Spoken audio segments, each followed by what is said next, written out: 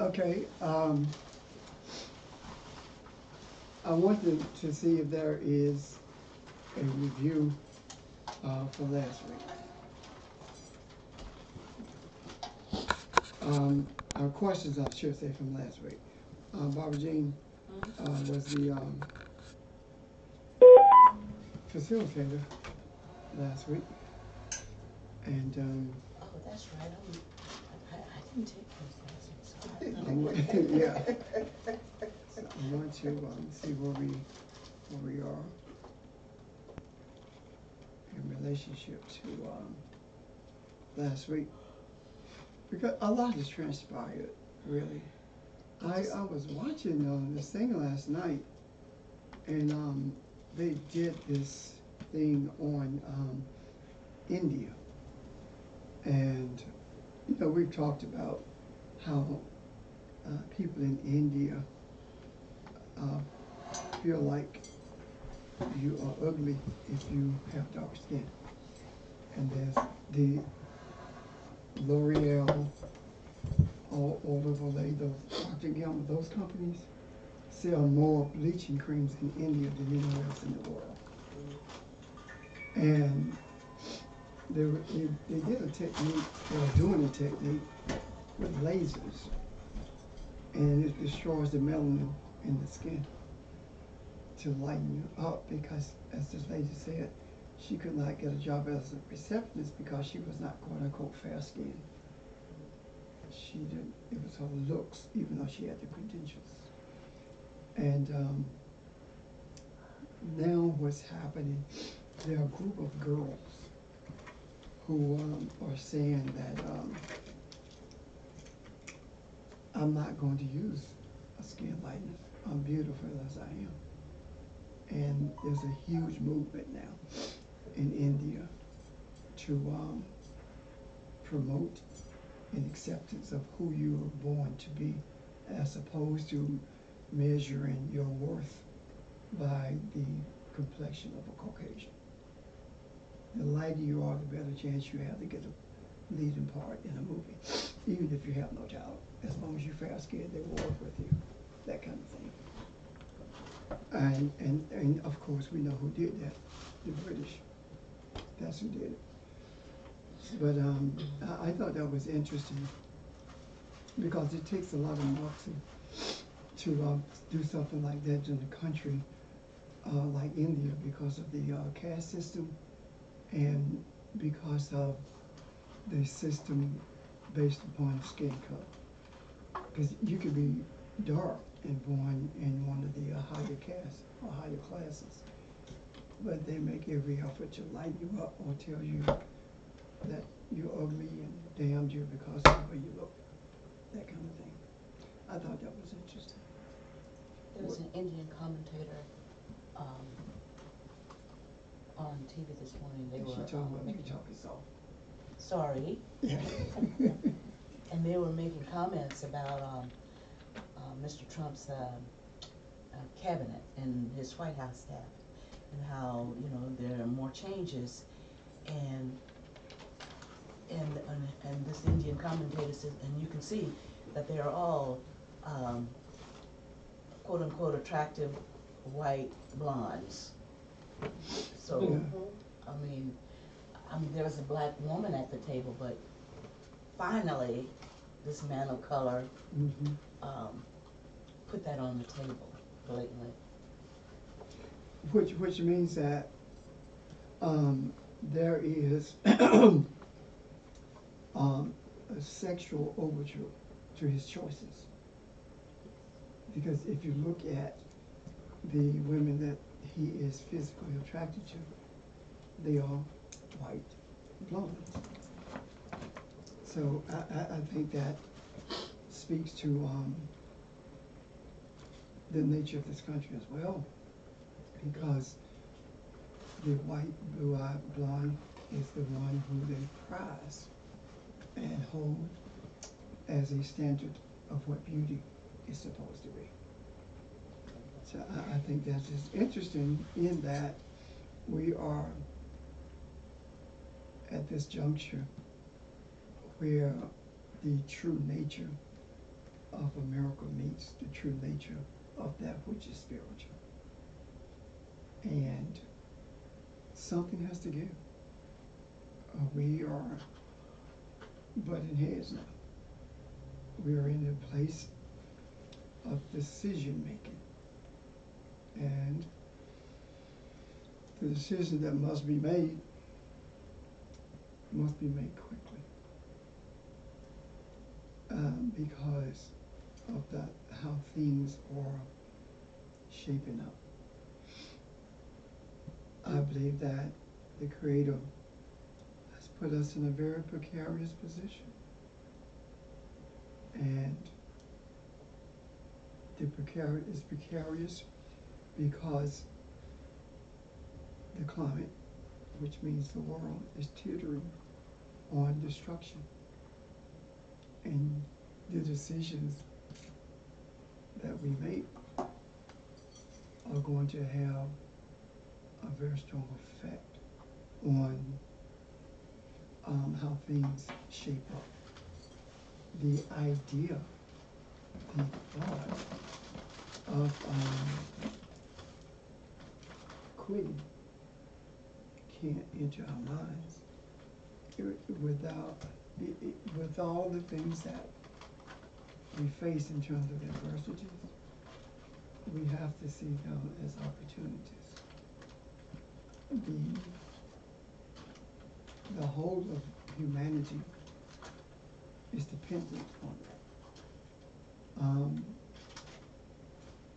I think one of the reasons I wanted to look at Jesus' sayings and the things that he did is because people feel like you are not teaching spiritually if you're not quoting scriptures. However, if we read what Jesus did and said, very rarely did he quote scripture. Very rarely. He only did it in the face of challenges from the priests or from the Pharisees. That when he was teaching, very, very rarely did he deal with scriptures of old. He actually spoke the truth of the day that pertained to what he was facing at the time, or what humanity was facing at the time. Contrary to popular belief, Jesus did not come to save humanity.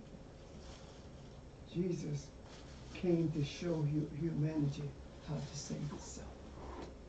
He laid a foundation, and the foundation that he laid was a foundation that showed us where the problems lie.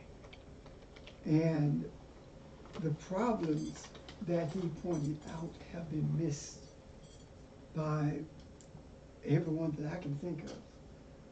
I don't think that we have ever looked at the sayings and the things that he did as being a revealing of the problems that brought humanity to a place of imbalance, and the problems that needed to be addressed before balance could take place or be resumed. Mankind has not experienced balance since it was first created. It had a taste of balance when it was spoken to in relationship to the garden. The garden experience had nothing to do with the physical earth, but everything with the consciousness of the earth. And the reason Eden translates is the east of Eden, which means the front of Eden. In the forefront of all pleasures, that's where man was placed. Because Eden is a place of pleasure and the Garden of Eden is a place of learning and growth and nourishment. And East of Eden is a place that's in the forefront of all of this. And the reason it was East of Eden, or in the forefront of all of this, is because at that point of being brought into spiritual existence, humanity had all it needed in terms of understanding how to deal with the pleasures of this earth consciousness, or the things that it felt brought it pleasure in the face of earth consciousness. The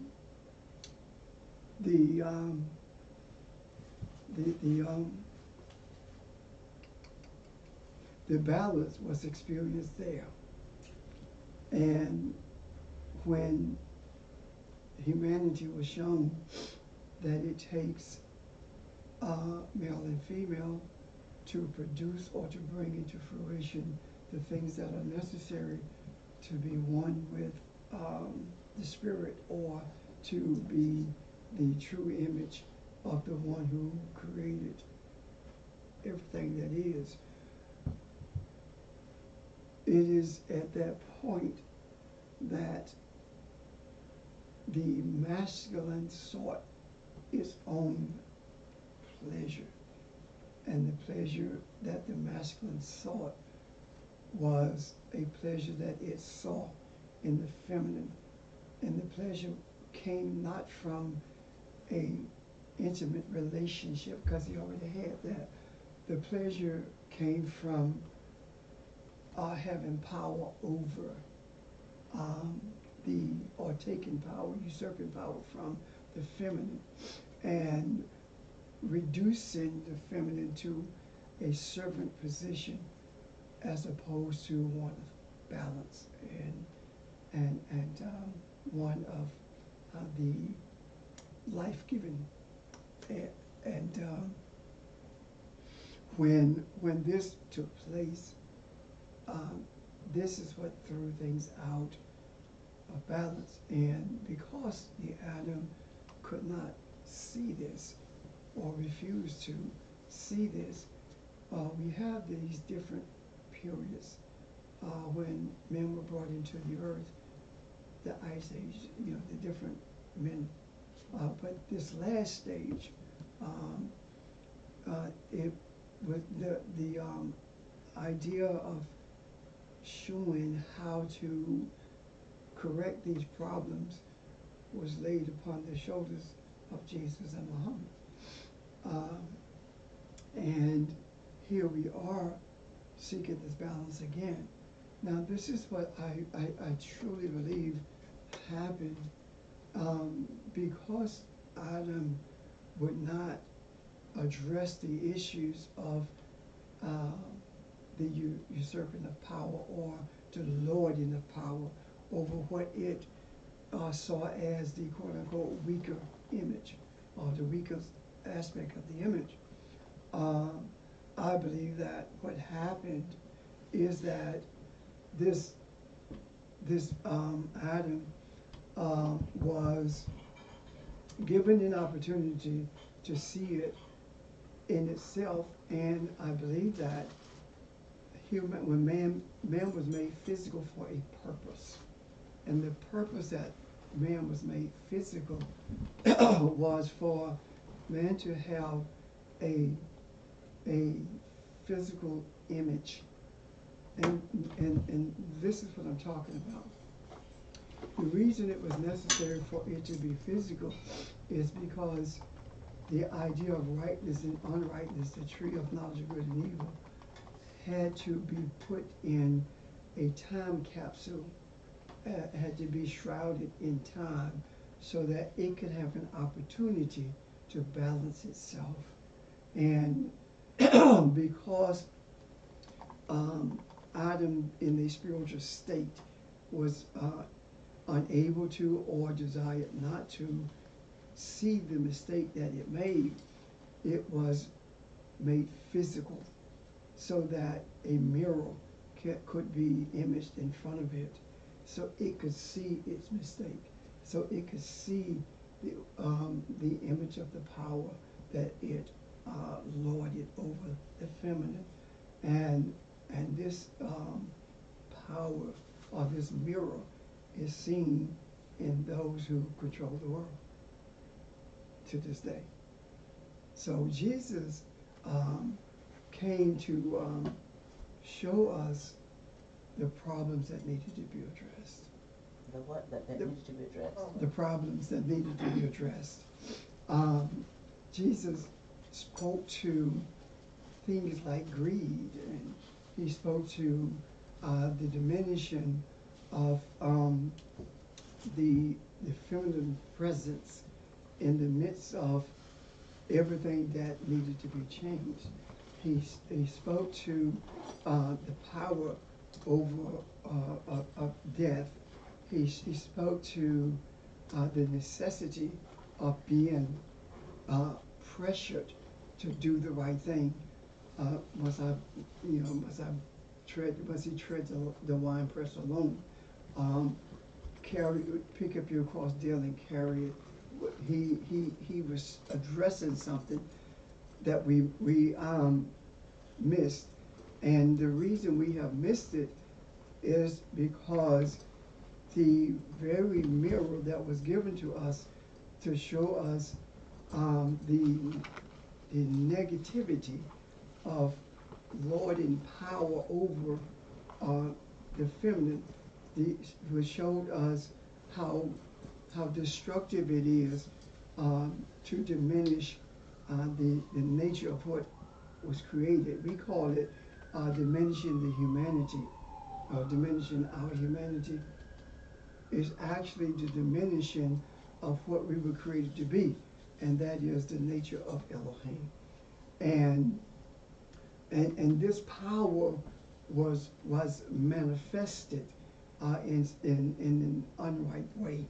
And what I mean by that is that every single day we are now seeing the manifestation of what happened when Adam, or when Ish said, "For this cause shall Adam leave father and mother, leave a womb, and cling to this feminine energy, or cling to Isha."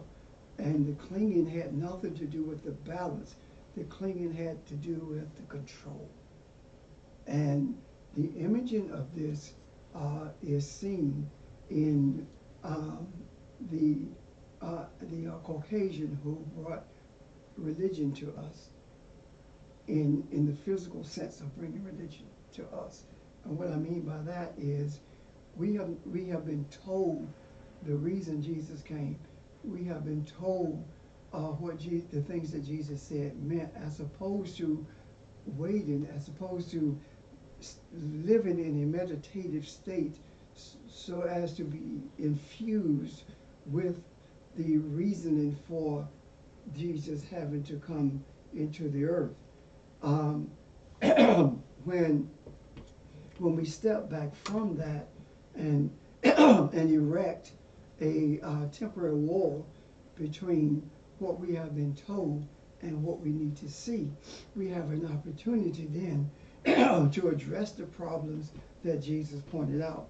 One of the problems that Jesus pointed out, as I stated earlier, was diminishing the feminine energy to a place of servitude, and when we look at that, we have said many times that the lower state of the female in this nation is that of the Caucasian female, because it's been treated like a tool, or a pleasurable tool. Jesus came to show us that this is an issue, and that the treating of the energy of the Caucasian female like that shows us that there is a broader problem with feminine energy, and the broader problem with it is that all females are treated in that manner, but to different degrees. Are you with me? Mhm. And because all females are treated that way, it is incumbent upon those who see what the problem is to correct it. But you can't see what the problem is if you don't know who Jesus is. If you don't understand what Yeshua means, if we don't understand the true nature of his coming, if you think about it, um, the problems that Jesus put forth were problems with the understanding of the law, and it was um, problems with the priests buying into for lack of a better word, a culture that had no religious foundation at all. And when it bought into that culture with no religious foundation, it began to abrogate its responsibilities, and the relinquishing of that responsibility is manifested in what we call Caucasian Christianity, which is the mirror through which we are shown what is necessary to be changed. Now, even with the idea of servitude, when Jesus said that in order to minister, we must be a servant. Mhm. If we are going to be an assistant, if we're going to help, if we're going to teach, we must be a servant.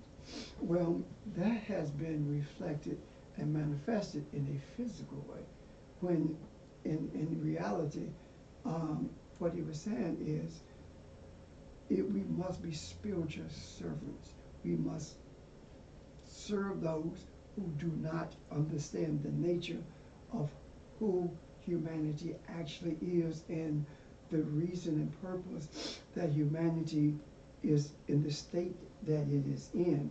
And right now, it is not in a state of flux. It has been, but now it is not. It's in a state of change. And it is in a state of major changes.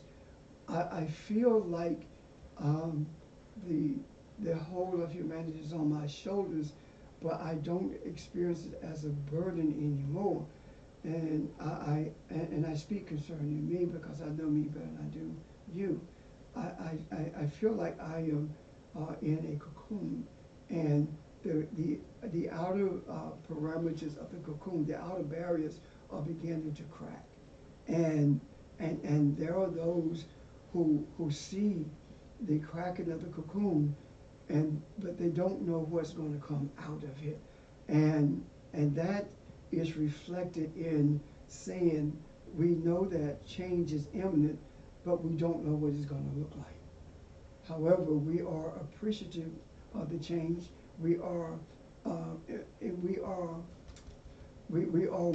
willingly embracing the change because we are certain as to where the change is coming from. It is the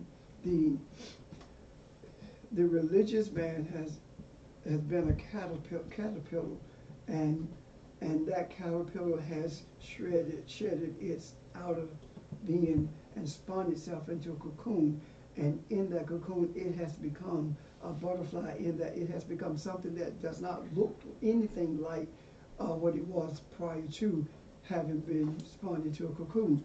What am I saying? I'm saying that at the state where we are, we look nothing like the religion that we came out of.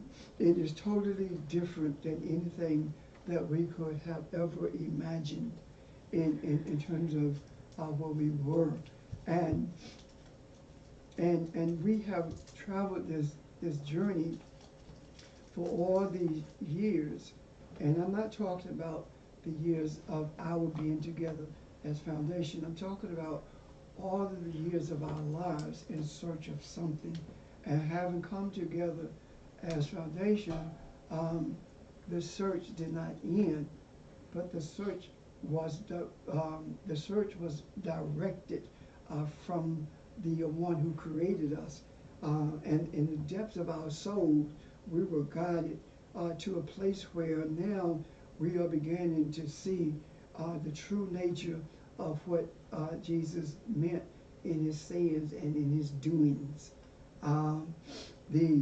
The idea of spitting on the ground and mixing the spittle with the dirt on the ground and putting it to the man's eyes, and the man says that I see. Can you see now? I see trees, men as trees, and he does it again, and he said, I see men clearly. Now, what is he talking about? He's not talking about I see men as trees in terms of a physical tree. He's talking about I see man's selfish knowledge. He took earth, which is the earth consciousness, and he put it over this man's eye so that this man could see the nature of earth consciousness. But he saw men as trees. He saw them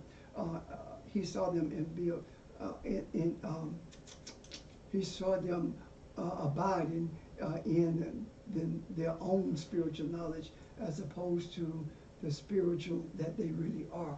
And when this consciousness was applied again to the eye, he saw the true nature of man, and he saw that the nature of men was different than anything that he had ever experienced. So the blindness was not so much about a physical blindness as it was about a spiritual blindness. And then when you remember when Jesus was asked at one point, why was this man made blind from birth, and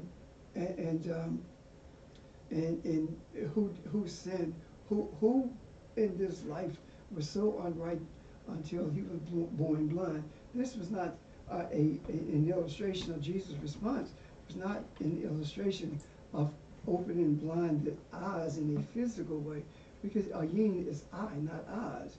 When you look at it from the original text, Jesus responded by saying, neither. It was for the glory of God. So what was he saying?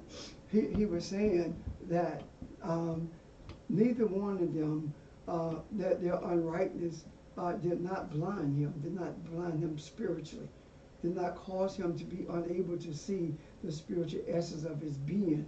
The reason it was done is so that he could see the balance that Elohim brings or has brought.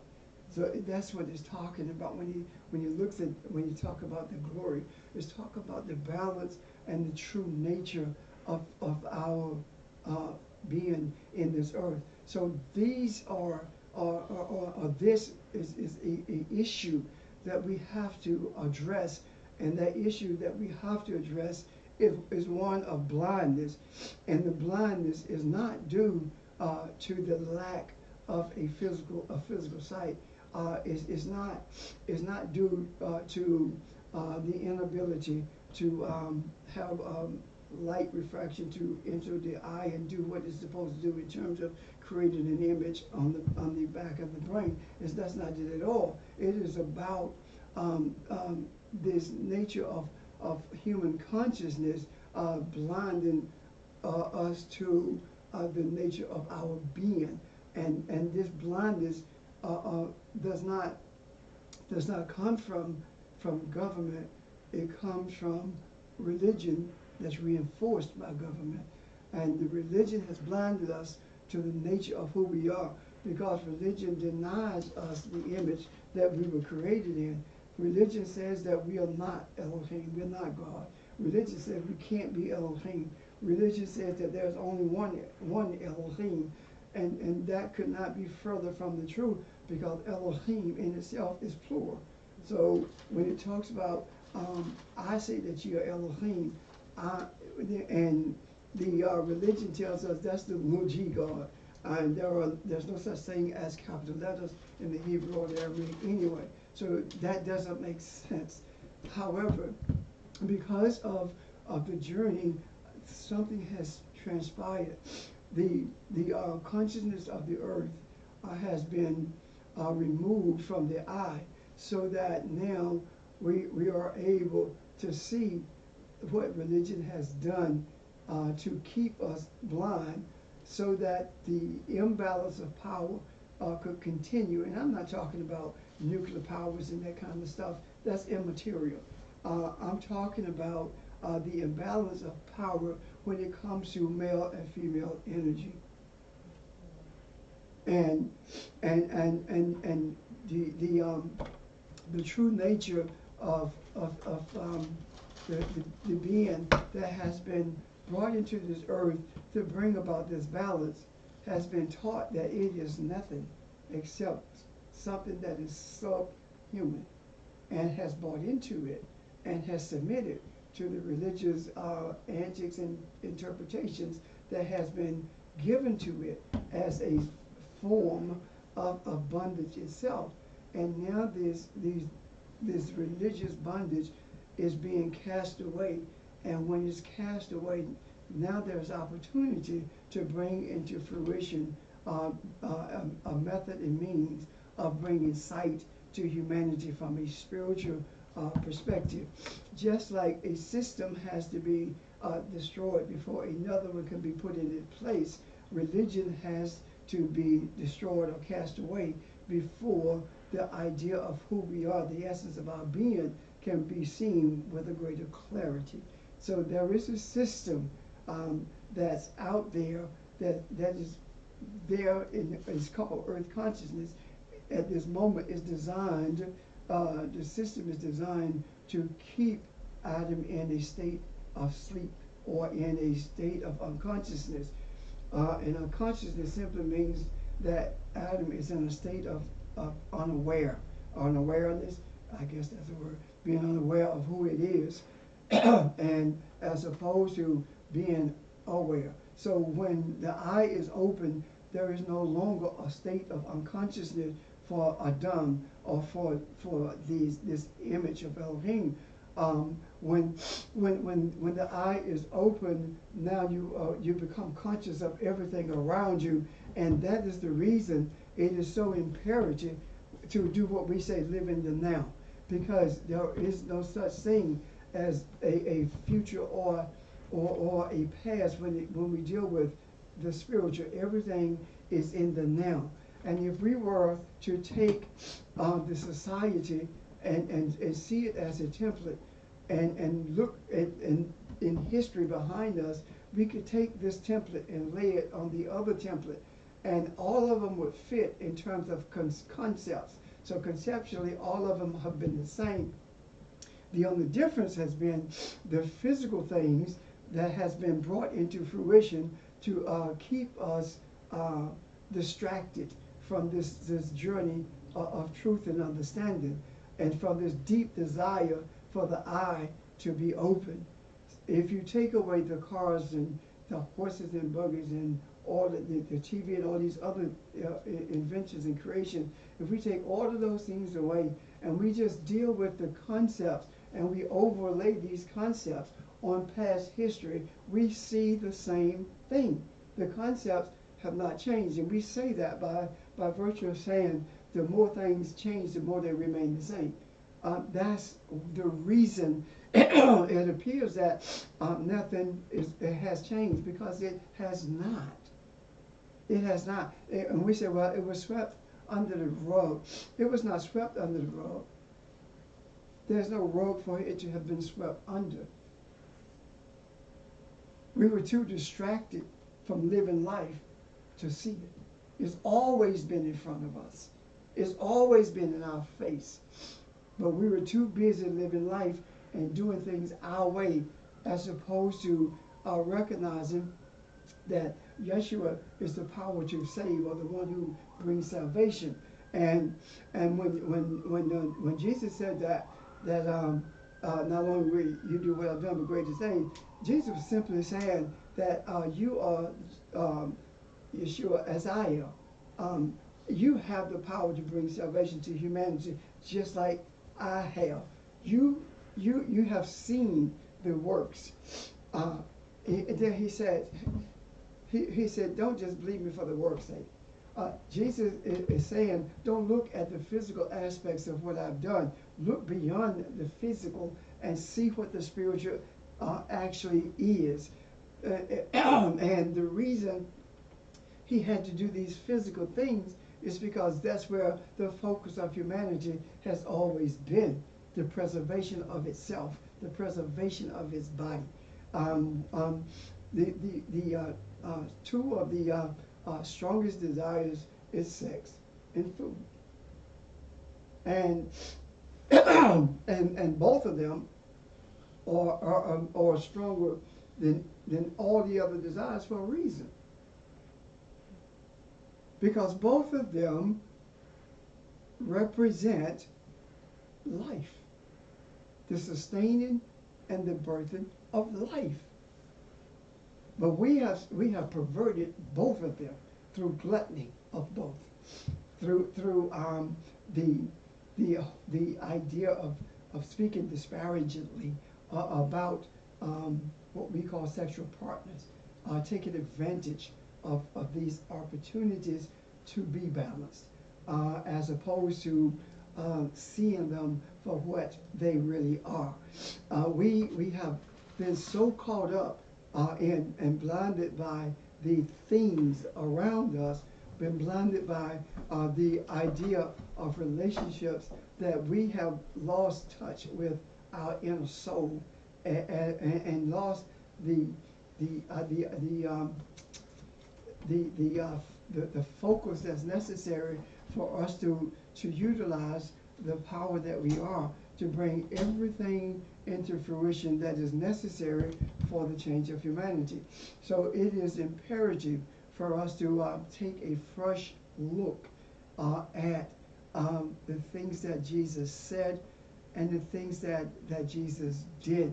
I mean, even from the beginning, when it talks about Jesus being baptized and the dove lighted on his shoulders, this is not so much about a dove lighting on Jesus' shoulder as it is about there is a purity of spiritual understanding embedded within this flesh, and that is a spiritual understanding.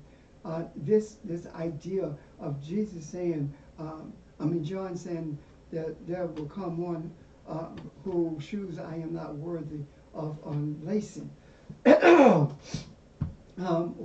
John is saying is that there is one who has much greater understanding, and keep in mind that it was customary to wash the feet of people who come into your house during that period of time. So what John is actually saying is that not only am I unworthy of expressing loving kindness by washing his feet or acceptance, I am not even worthy to unlace his sandals. All John is saying is that the understanding that you are about to receive is far beyond anything I've ever seen in my life. He's saying that it is not incumbent upon me to bring you what this one is bringing. It was incumbent upon me to point this one out to you. I am the one who paved the way. I am the voice that was sought from heaven.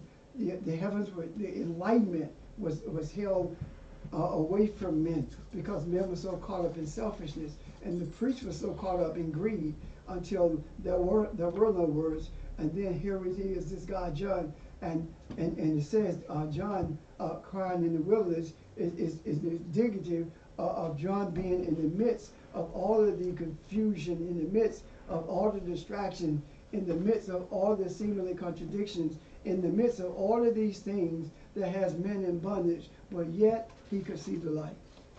And the light that he saw was an enlightenment that was coming not to deliver the whole of humanity, but a light that was coming to show humanity the problems that needed to be addressed.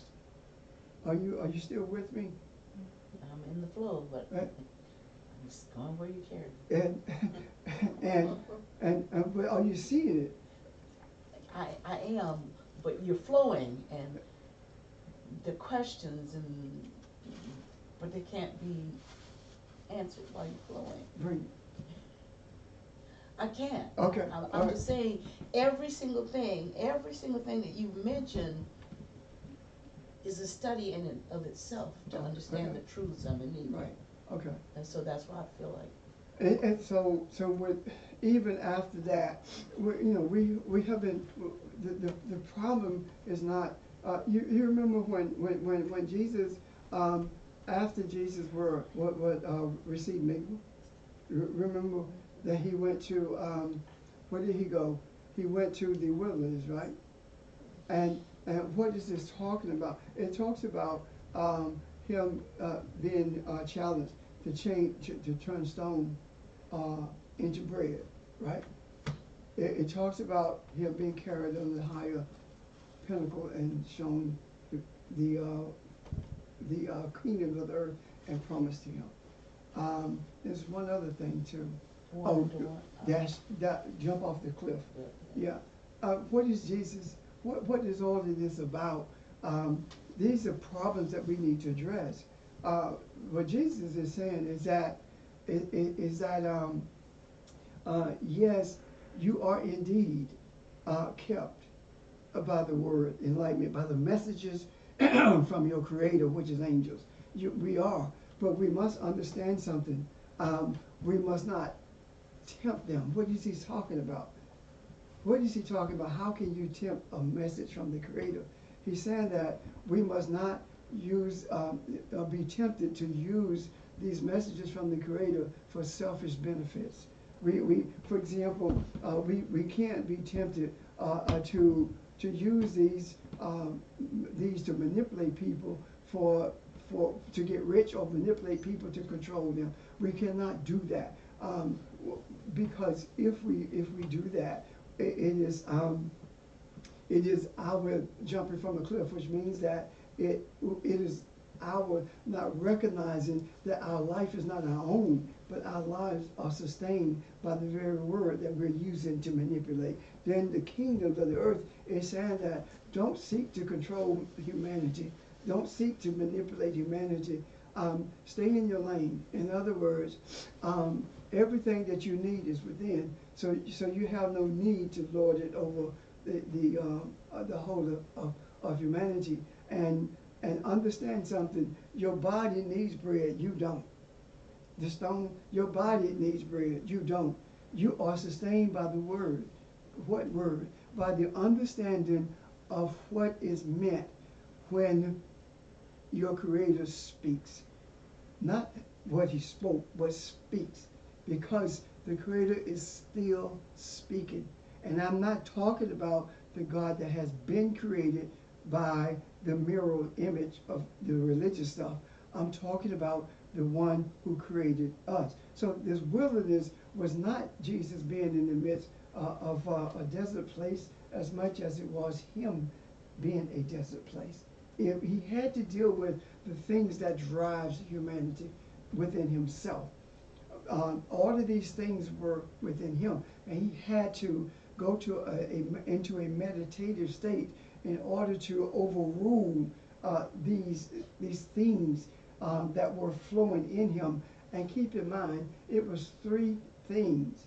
And these three things that were presented to him are the very three things that is used by charismatic ministry, that is also used by Christianity to establish what a blessing is from the Creator.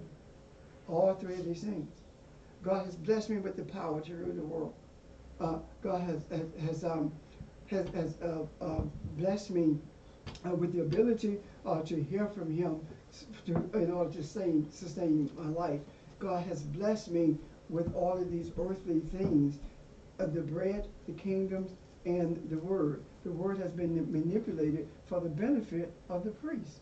The word has been manipulated. See, it is my contention that the preached word as it is, even though it is not understood by people who are preaching it, it is done for the benefit of those who are preaching it. And that is reflected in the whole concept that, quote unquote, the man of God must be taken care of.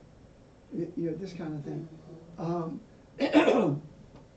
And if the Creator can't take care of me, then why would I even trust the Creator in terms of calling me to do something? No one goes into war and pays for his own equipment, Jesus says. No one goes into war, and in today's vernacular, no one goes to war and buys his own weapons and his own vest and his own ornaments of war. They are provided for him, Jesus said. So what Jesus is saying is that if you put yourself in a meditative state, if you put yourself in a place where you are open to the one who created you, then you will understand that you're already equipped with the necessary ornaments to fight this battle. And the most vicious battle that you will ever fight is in you. You are the greatest enemy that you will ever have. Yeah. And the reason I say that is because it is our minds that create our enemies. The mind tells us that someone doesn't like you, you should not treat them well. However, the Spirit says, control your mind. How so? The reason they don't like you is because they need something from you, and I am allowing them to cross your path as an indicator of them needing something from you. It may simply be a hug, loving kindness, or it may be simply you not holding it against them for what they said or did to you. It's about instant forgiveness and not about instant gratification.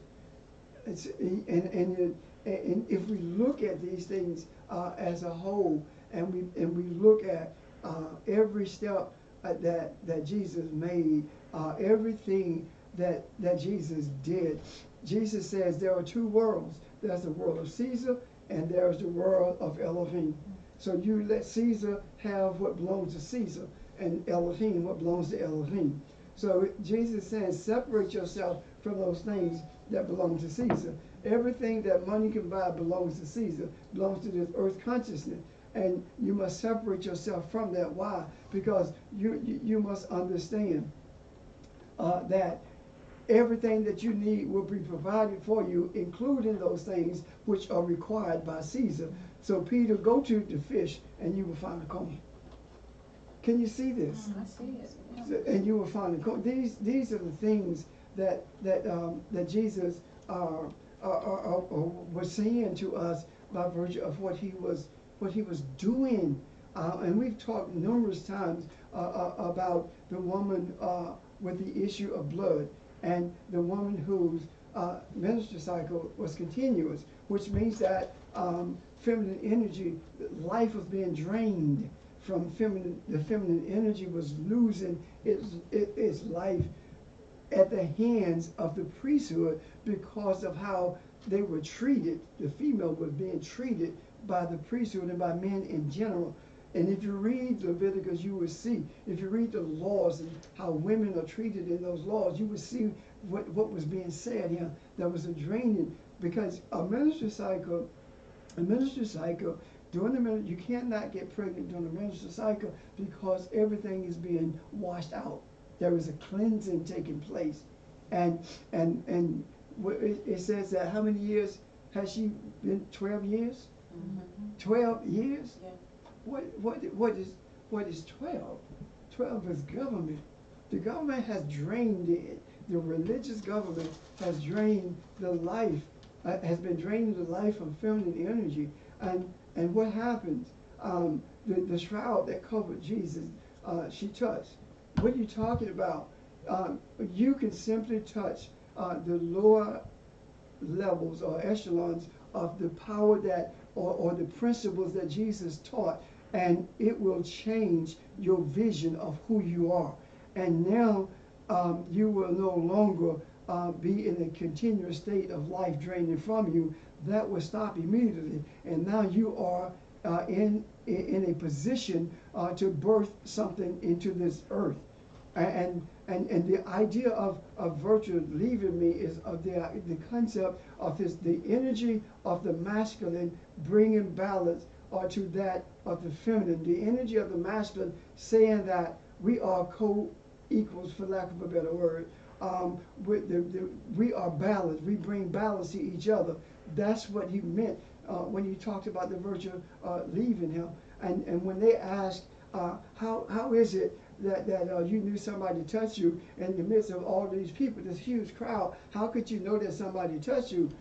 Now, the reason it was raised is for us to understand it does not matter where you are, how large the crowd is. It does not matter how crowded your mind is. It does not matter how suppressed your soul is.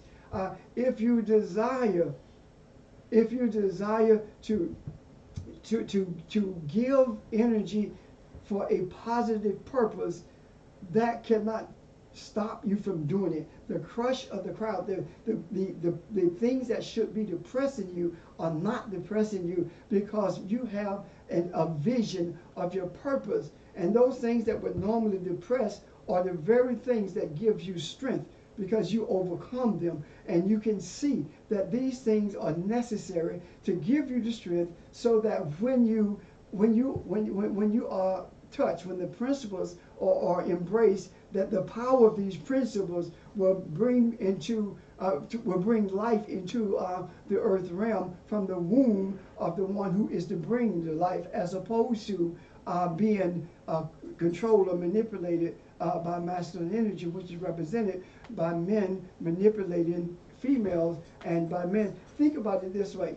There was a time when a woman could not get a loan without a man's signature. She could not sign for a loan. You remember that? A woman could not determine, could not vote, which means that she had no power over who controlled the government. You see, so these are things that these are manifestations of things that need to be addressed. And even when the suffrage movement of 1920 was engaged in, the one who has the power to bring balance was not even included in that. So the natural womb of all that it came into the earth was not included, was not even addressed in that. That was for the Caucasian.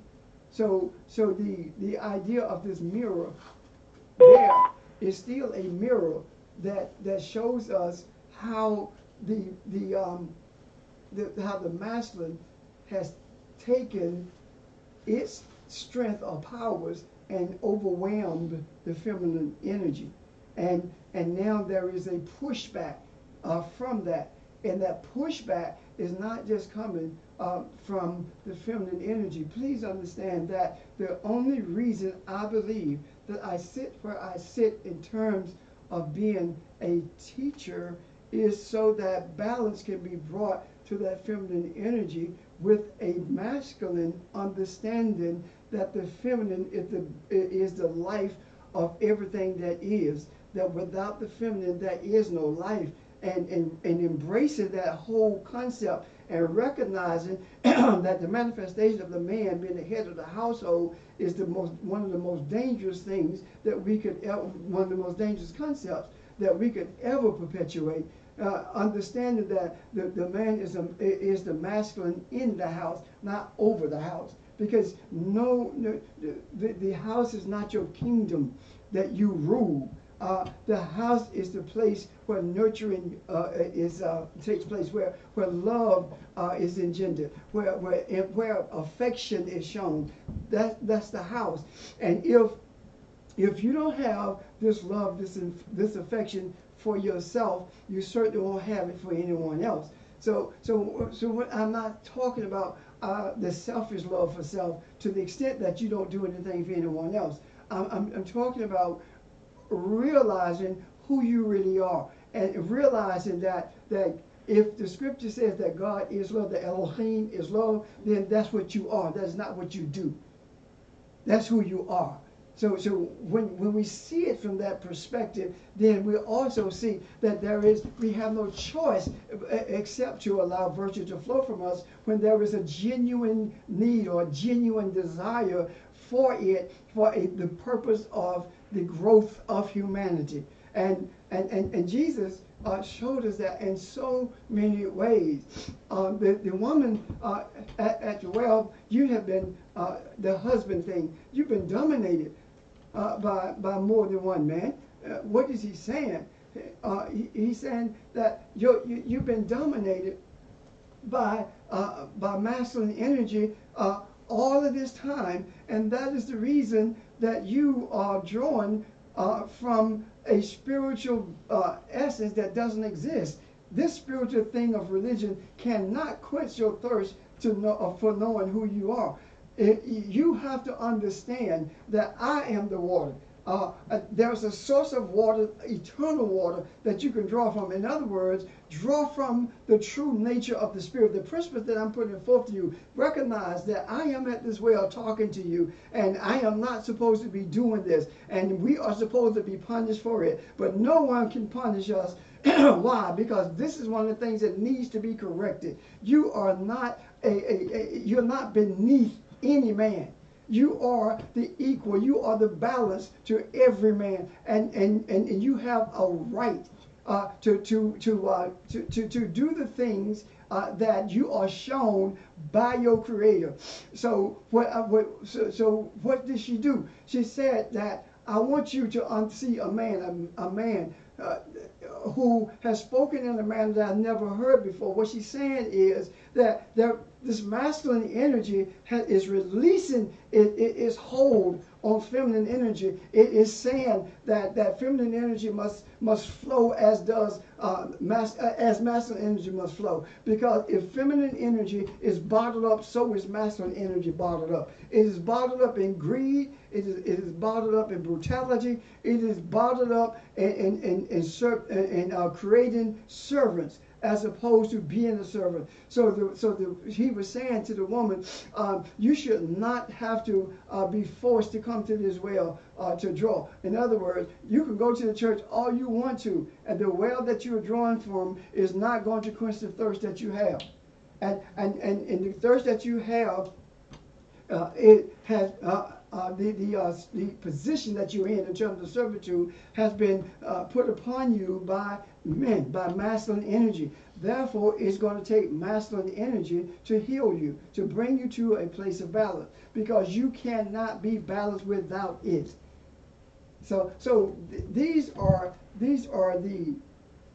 some of the things that I see very clearly in what Jesus was saying in his doings and sayings. I see the whole idea. Don't waste your time. Don't waste your time thinking about what you're going to say. That's the prayer thing, right? The multiplying the word. You're thinking about what you're going to say. Don't waste your time doing that. Let your soul pray. Your soul pray. How? Just shut your mind down. Stop thinking and start focusing.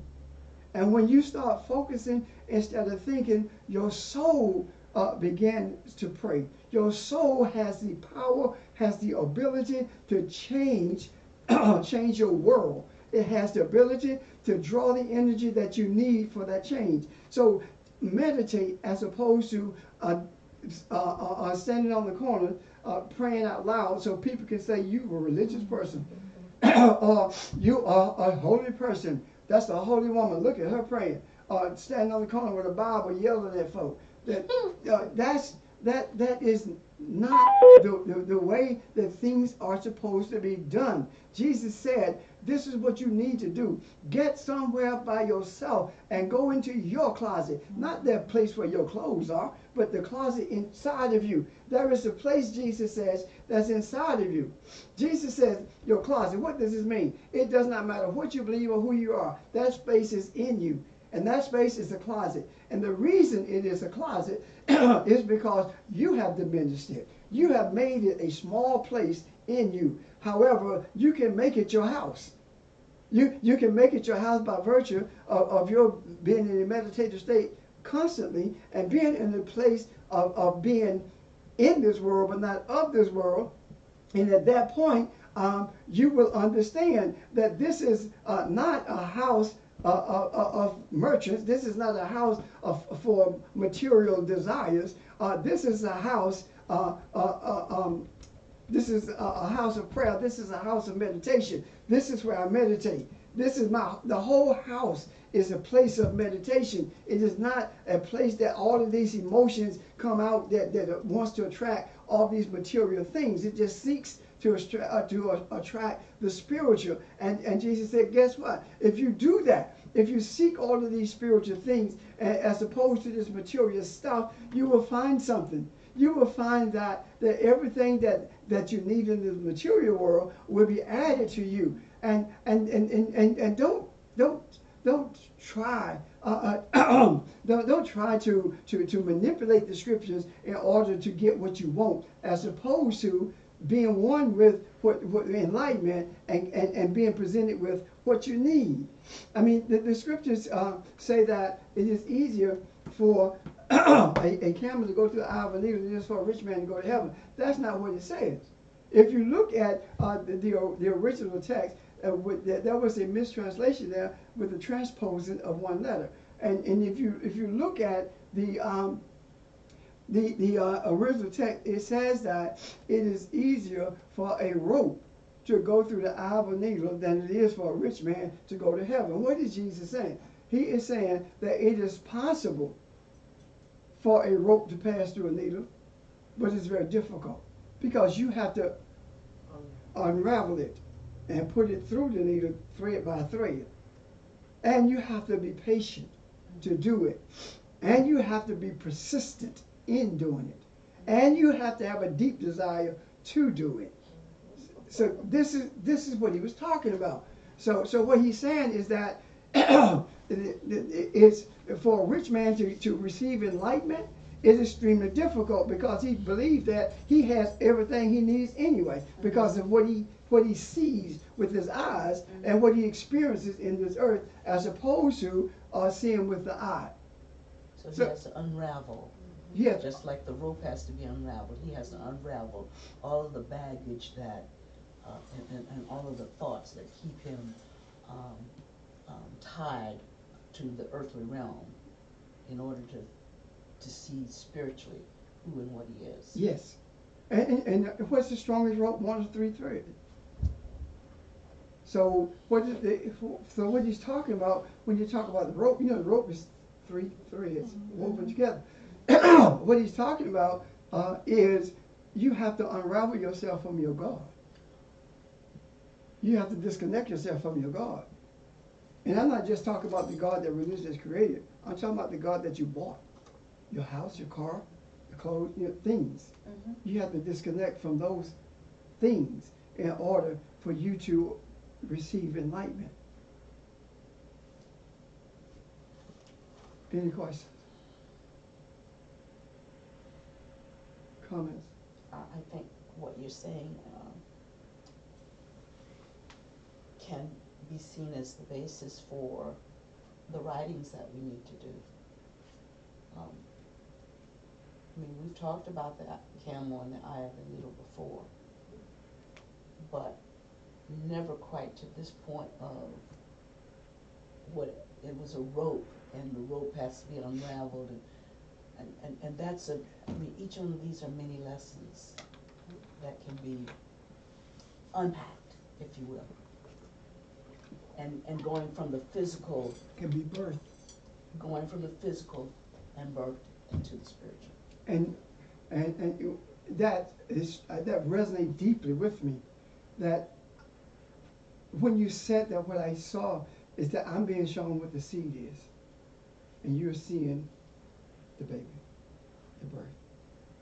What must be unpacked, what must be birthed. That's what I'm saying. Question? Audrey? Go ahead. Just listening to you, it also occurred to me that it sounds like you're preparing us for the 22nd too, or we are preparing ourselves if we take in what you're saying and we initiate it in ourselves, it's almost like we're preparing for that. That also resonates with me. And the reason it does, I can see it. I can see that this is like Jesus being with the Essenes, who gave him these spiritual understandings. Or this is like the preparation that was done before he came out to John. I can see that. But if that is the case, and I believe it is, then that means to me that we are the deliverance that the earth needs right now. There is no vacillating vacillating about it. There's no doubt about it. I can see that. That is the reason we are coming together. Please see this. It's on the 22nd. 2 and 2 is 4. 4 is creation. So I can see that. I see the creation there. And the way I see the creation there is that 2 and 2 is 4. And if you take 2 from the other world, for like the other realm of the spiritual, and 2 from this consciousness, that is male and female from each. And when they come together, they create, they bring things into fruition that needs to be brought into fruition. And it's done because the masculine in this earth realm becomes one with the feminine in the other realm, and the feminine in the earth realm becomes one with the masculine in the other realm, and they birth what is needed to bring balance to this earth. Can you see that? Yeah. And even if you do 3, 1 plus 2, plus 2 plus 2, which is 7. Yes. Completeness. Completeness. I mean, what you look at. So this is, I do believe that this is where we are. And the punctuation to our coming together, Janice, is the moon that I was talking about. That's the punctuation. In January, the supermoon and the lunar eclipse is the punctuation. Meaning that even though they're baffled by it happening in this manner, as close as it is to the ones that were in January of this year, it is a message. Just like the sound that went around the earth, it is a message. And the message of the sound going around the earth, one thing I see is that I hear you. I see the moon as saying, not only do I hear you, but I'm birthing everything that's needed. I have no clue as to the direction of the 22nd. And when I think about it, I let it flow out of my mind. I do not want to contaminate it by allowing myself to ponder it. I don't want to do that. We are at a crucial junction when the man, the masculine, said, "Your name shall be Eve, because you are the source of all life." It also means a fork in the road. You can be the source of all life in the earth realm, or the source of all life spiritually.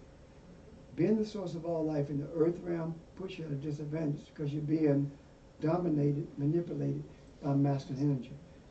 Being the source of life in the spiritual realm means that you're bringing all those spiritual things into fruition in the earth realm.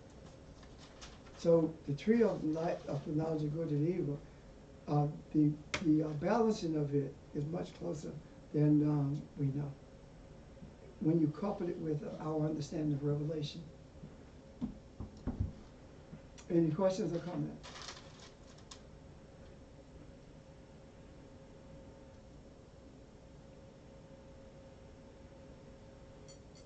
Are there any sayings that you want to talk about?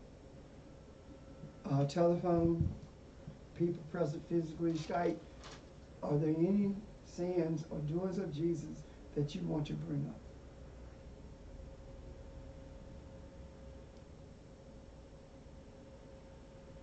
Okay.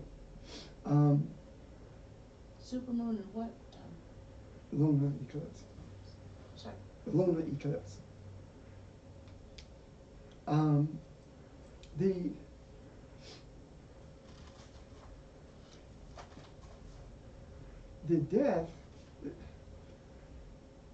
The death of Jesus is a message. When religion is taken out of the earth, when the system is taken out of the earth, then we will see another system in its place. What Jesus did when he was crucified was a message that when we talk about resurrection of truth, when he was resurrected, that you have the ability to be one with Elohim as you were created to be. Because when Yeshua was resurrected, he had the physical appearance. He had physical traits, but he also had spiritual traits that allowed him to pass through solid material, which means that there will not be an annihilation of the body itself. There will be a transformation of the body itself. And the source of the life of that body will be bread. But the source of the life of the one who lives in that body will also be spiritual, as opposed to being dead or being unconscious. Because right now, for the majority of humanity, the soul, the spirit is unconscious. And an awakening must take place.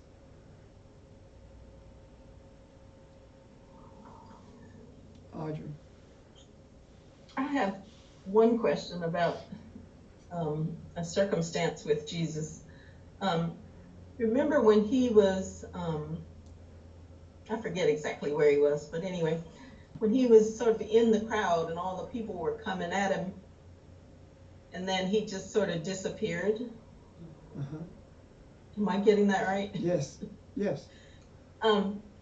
Why would he just disappear? I mean, he could have handled that, right? He could have, but he disappeared because of the adversaries that were coming at him. He disappeared. When you are surrounded by religious edicts or religious principles, all these things that we grew up with is represented by all of those who surrounded him. You can escape that without having to confront anyone. And the way you escape it is internally. And that is, when I say to you, don't argue with anybody, don't belittle anyone, don't speak to people like, I know this and you don't. He did not deal with that because he's showing us something. When I left the association, I did not seek to destroy it. I just left it. And that's what he did. He did not seek to destroy the beliefs of the people who were surrounding him. He just left them. Why? Because he knew that it wasn't time. He knew Oh. that go ahead. And they weren't ready to listen either. Right. So that's why that's the message that he was sending to us. When he was 12, we read this when he stayed when he got lost. Remember when he went to the temple to read the scriptures? He was 12. So what is that saying? It's saying that he went to the place to rightly interpret the law so that the spiritual government could change in the earth, showing us how to change the spiritual government. The way you change the spiritual government is by understanding what Jesus did and pointed out. He told us that when in the 10th chapter of John, when he talked about the good shepherd and the hireling, and when you go down there and they say that you are presenting yourself as Elohim, and he said, is it not written that I say that you're God, that you're Elohim? Jesus was saying that there is a battle between the beast, the hireling, and the good shepherd, the right shepherd, and it comes to a place where the leadership of religion seeks to keep its power over those who it manipulates. However, when it is confronted, it is silent because it does not have answers. So Jesus was saying, when you get to the place where you are able to speak about who you truly are, you will not be bombarded with negative attitudes. You will bring complete silence to them because it will resonate. They may not ever tell you, but it will resonate. Does that make sense? Yes. You prepare you and them. And them, yes. And that's, Audrey, when you speak of preparation, it is not just the facilitators. We are actually preparing the earth for what is to come. That's what we're doing. And just like I'm in a place now where it is extremely difficult, if not impossible, or highly improbable for me to be able to sit down and read some scriptures and say, this is what I'm going to teach. As opposed to sitting down and speaking. When you come before the judge, don't take any thought for what you will say, for the words will be given to you at that hour. He's saying, when you sit in a position where people are making decisions about what they believe, don't worry about it. The words that are necessary will come to you, and that is the reason that teaching, the method of teaching, or the method of presenting the understandings of this word are different depending on the people who are the receivers. I cannot present in other places the way I present here. I can say the same thing, but I have to present it in a different way. The format has to be something that resonates with them. You see? Yes. And the reason you had to come at the beginning of the day is because there are things that you're going to understand that those who come at the end of the day will get without having to go through all of the understandings that we are presenting. That is necessary because you don't know what questions they will have about what you say. So that kind of preparation is necessary. And there cannot be any jealousy about what is being shown, what is being perceived from enlightenment. And what I'm saying is that if someone comes and presents truth to you that you've never seen, you can't be jealous about that simply because they were not here. I cannot be jealous about what Barbara teaches or sees, even if I'm teaching and she sees something beyond what I see. It is incumbent upon me to yield to her and sit down and receive. Can you see that? Yes. Because at that point, she becomes the seed and I become the womb. That has to take place. And I can truly say this. Out of all the sessions we've had, we have never had that issue. Never had that issue. And the way, it's funny when I think about it, the way that we were brought together is kind of funny because I remember Barbara being the first one when I said to her, I need you to teach next week. You remember that? From the other building? How do you know I have a lesson? She said so softly. And I said, you'll be okay. And then I look at Sheldon, how he came in. Mm-hmm. I look at Nick, how he just appeared. You know, that is the flow of the gatherings. Janice speaking out of turn at the session when she raised questions. She just still does that, you know. I have no idea what you're talking about. and saying to her, no. Race, you know, keep talking. Let's talk about these kinds of things. Levon talking about, I'm not a teacher. You and your brother can have that. That is not who I am. And now, look at her. Mm-hmm. I mean, I can go down the line of how this motley crew was brought together, not by choices of the mind, but by choices of the Creator. I mean, this is simply not amazing, but simply awesome to me. And it speaks volumes about the purpose for our having been brought together. Go ahead. You gonna hurt yourself stretching? I listened to what Audrey was saying about how we're being prepared, and it sounds to me as if a wedding is about to take place, if it has not already. Because I think about how the bride is being prepared for the wedding. And I'm asking, is that what's about, if it has it happened already and it's just manifesting, or that will take place on the 22nd? Consummation has taken place. Now it's time for birthing. Okay.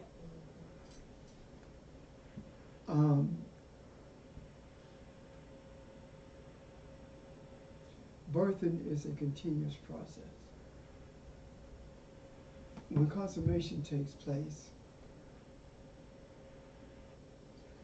it must be balanced.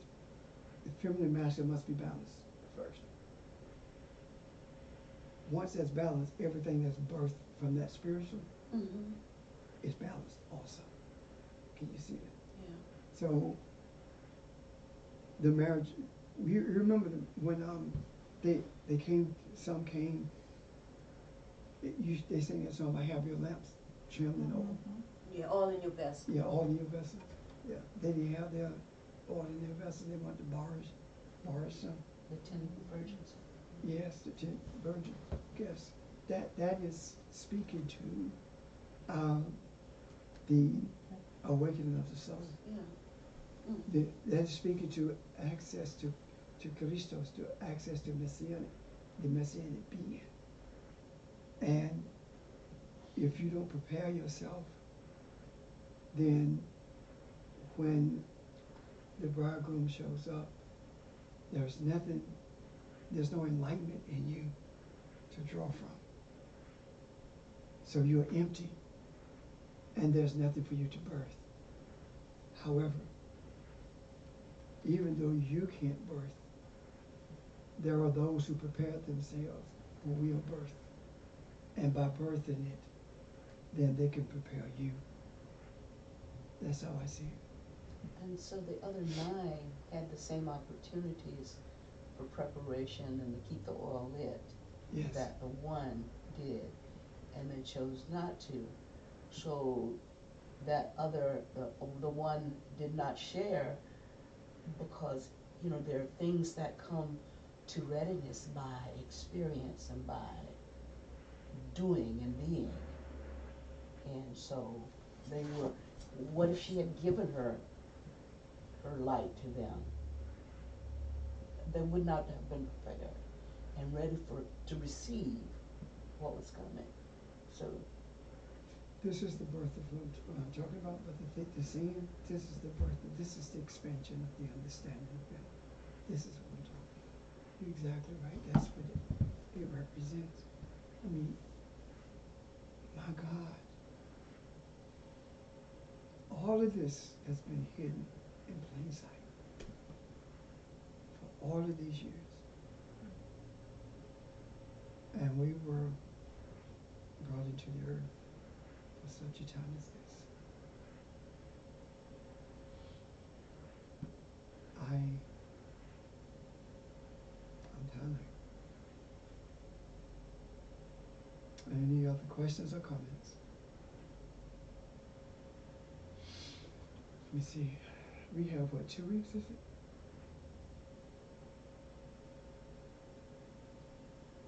Yes, we meet the 15th, and then the next week, the 22nd, we won't be here. Okay? Okay, if there are no questions or comments, I'm done.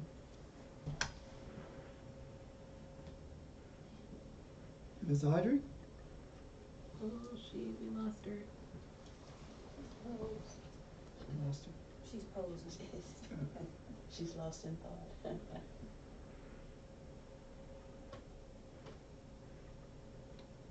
Are we still streaming? Yes, you want me to stop? Yes.